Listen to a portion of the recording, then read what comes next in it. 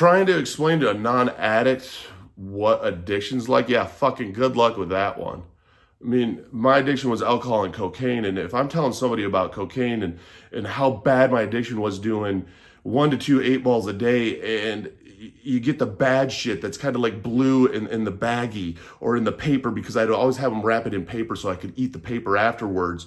And I lay it out, and as I'm laying it out, my hands are shaking, my mouth is already watering. I can feel the drip already coming, and I haven't done shit. And next thing you know, you're doing the lines, and it's that bad coke that there's a chunk in your nose and it falls on the ground, and you're on your hands and knees trying to find it in the fucking carpet, and you got carpet in your fucking fingers with some hair and the coke, and you're putting it back up on the plate and trying to break it back down. I mean, that's what addiction is. And a lot of times people don't get that and understand it because they're just looking at you with their mouth open going, the fuck are you talking about, man? That's what it is. I mean, it's doing lines of coke, and the snot and mixture from your nose is on the other side of the bill, and you're fucking sucking that off because you don't want to waste any of it, because you can't, and it consumes you. Addiction, trying to explain that to somebody of, the cracking of the bottle and not even being high, and drinking, or just that cracking from it, already triggered your brain to going, oh yeah, I know what the fuck is going on right now. I know this shit's getting real. That is addiction, and addiction's different for everybody too. And even when you're explaining to non-addicts, explaining to non-addicts is almost as bad as explaining to addicts. The reason I say that is a lot of addicts, alcohol, oh, you're an alcoholic only? Oh, you did alcohol and coke? Well, I was on drugs. Really? You're on fucking drugs? What? Like, sorry, I wasn't sucking dick for fucking heroin. My bad. I was on my hands and knees, butt naked, sweating fucking drips down my fucking face, fucking snorting the shit back up my fucking nose off the fucking ground that I felt that I lost, that's in the fucking bathroom, that's fucking a nasty ass floor, because I don't give a shit about anything around me, keeping anything clean. I just wanted to stay high. I mean, my bad. And addiction is also different for everybody in the sense that, I mean, I've been sober for 28 months. I have kids that reach out to me, and they'll talk to me and they'll be like, hey, I hear you help out with addiction. I'm addicted to vaping.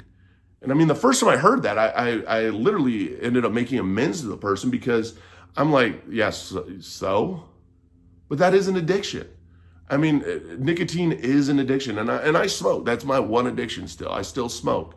And so it was like, shit, there are tools and stuff to help you with it, because everything's going to have a withdrawal phase. I mean, I got addicted to sex. I got addicted to video games. I'm hardcore with the alcohol. I mean, that was 3/5 of vodka a day. I mean, I wasn't an alcoholic because I got the shooter cases. So I get the little hotel style little shooter deals, 99 bananas, because it was 99 proof. I'd get 10 of those, and that's what I'd start my morning off with, is those 10 of those, slamming those on the way to work, drinking a 20-ounce sugar-free Red Bull, because I'm trying to take care of my body. So I'm getting the sugar-free Red Bull, and I'm smoking like a pack of cigarettes on my way to work. And I knew that I needed the Coke once I got to work, because I would stop off again and get a pint, and I'd slam the pint down, and now all of a sudden I'm faded that bad that, fuck, dude, give me some lines, because I got to get myself stable enough to try and make it and work through the day. My day didn't revolve around work or wife or anything like that. My day revolved around getting high, maintaining, staying high, and not fucking passing out. And that's a shitty life. That was my life for a long time. And I'm glad that I was finally able to break through it. If I could go back to the old me, I'd beat the fuck out of me and be like, dude, what the fuck are you thinking?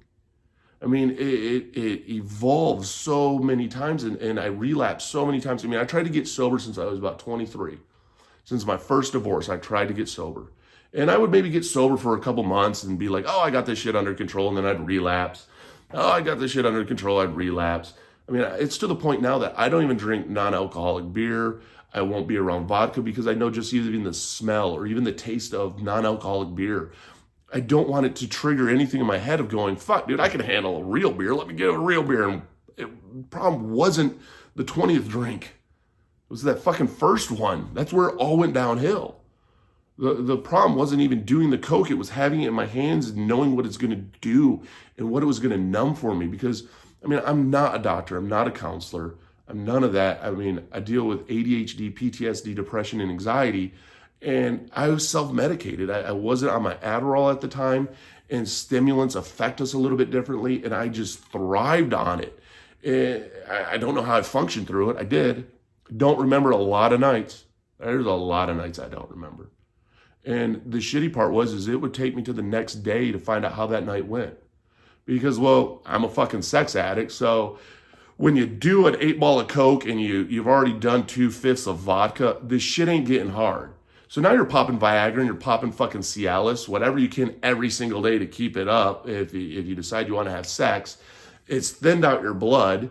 And next thing you know, you black the fuck out. And it would take my wife in the morning to tell me how bad the night before was. If it was a decent night, if it was a good night, if it was a bad night, and the majority of them were bad nights. Like I could tell by how she got in the shower. And she would kind of fill me in on how the night was, unknowingly of how bad I was messed up.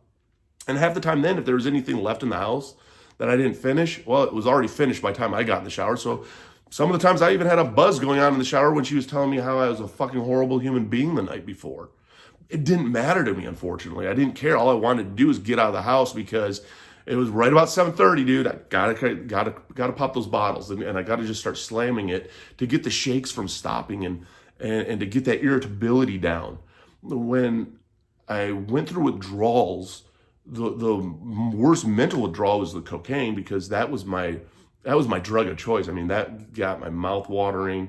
I mean, I get goosebumps just fucking talking about the shit.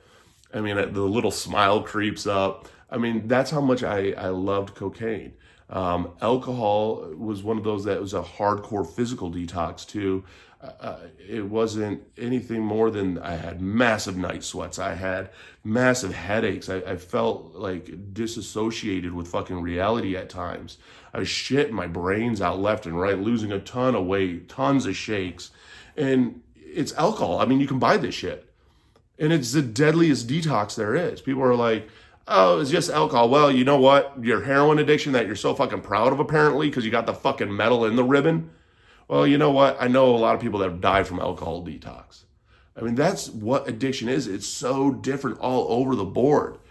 And we all are fighting that battle one day at a time just to try and fucking turn our lives around. And even when we do turn our lives around, it ain't fucking perfect. It ain't. Manageable, but it ain't fucking perfect. Fucking hard. Now you gotta deal with this shit. There's no numbing it. There's no escaping it. Because with an addict, your life is really actually easy. I mean, at least for me it was, because, well, no matter what happened, my whole focus was on getting high and drinking.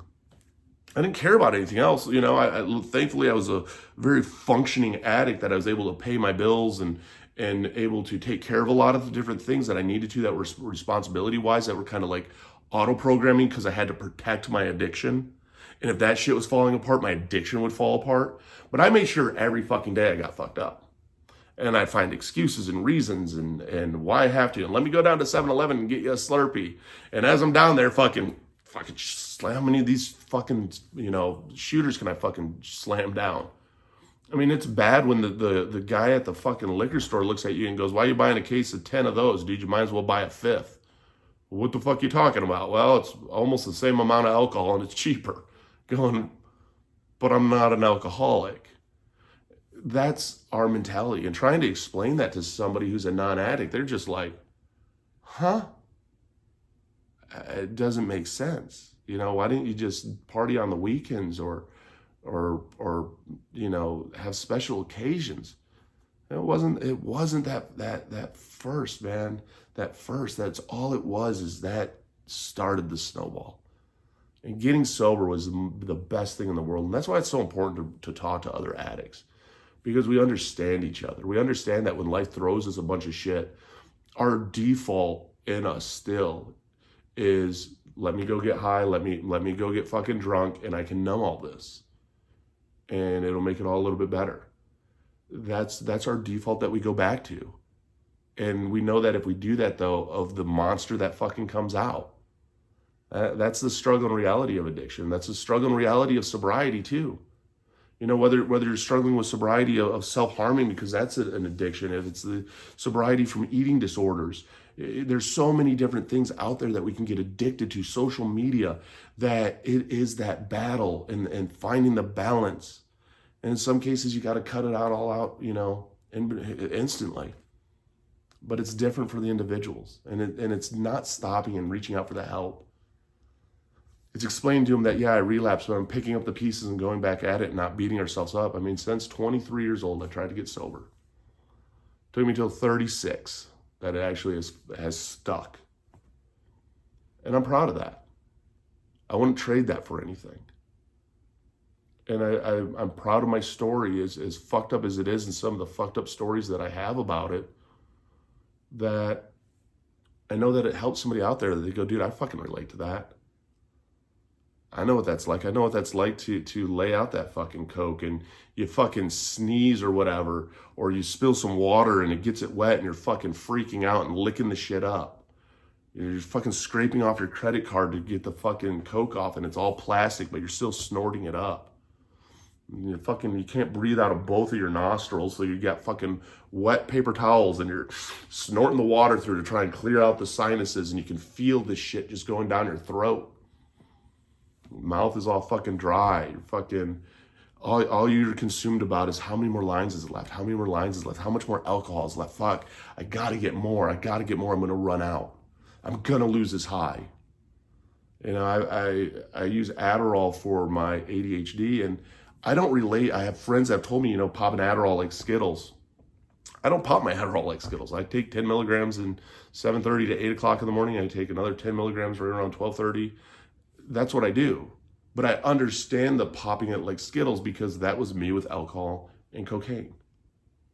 So when it comes to addiction, when it comes to explaining to people that aren't addicts, I mean, that's why Al-Anon's out there. That's why there's different areas out there, or even sitting down with them, explaining to them what that addiction's like, of what enabling is like versus what supporting an addict is like.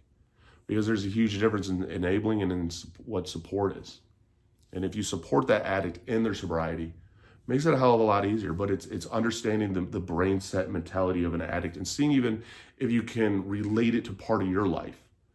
I've had people who have been able to relate when it's come to video game addiction, my cocaine and my alcohol addiction, because they know that consuming, like, all they wanted to do is play the video game. They're not eating. They're just sitting there playing the video game. They get that, they understand that concept of being consumed. So if you're trying to explain it to a non-addict, try and find that level ground that you can, whether it's video games, whether it's sex, whether it's shopping, whether it's self-harm, whether it's eating disorders, whether it's hoarding, whatever it might be, find that common bond and common connection, and at least some relating then can take place. Because just looking at somebody saying, yeah, dude, I drank 3/5 of vodka a day and I did 1 to 2 8-balls of Coke a day, they're looking at you going, the fuck? Well, what the fuck were you doing that for? You're a fucking idiot. Well, no shit I was. Thank you, Captain Obvious. I mean, really? Looking back, yeah, I knew I was. But also looking back, I knew at that time I was in the mindset. That's all that mattered. That's all I cared about. That's all I wanted. Make sure you hit that like and subscribe button. I'd love to have you along for the journey.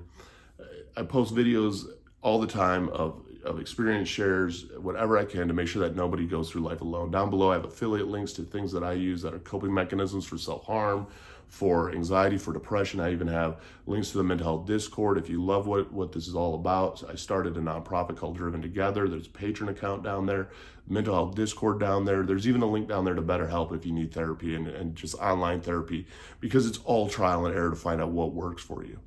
The biggest thing is just don't give up. That you got to know your worth. You got to know that you're worth it. You got to know that you're a BAMF, that you're a badass motherfucker. That you made it through 100% of your worst days to make it through 2 today, no matter what it is you're fucking fighting. Whether it's the up here or whether it's the hurt in here, you've made it to today. And it's your opportunity to write your own story, to do whatever the fuck you want to do. And let's do it together. So click that like and subscribe button. Till the next one.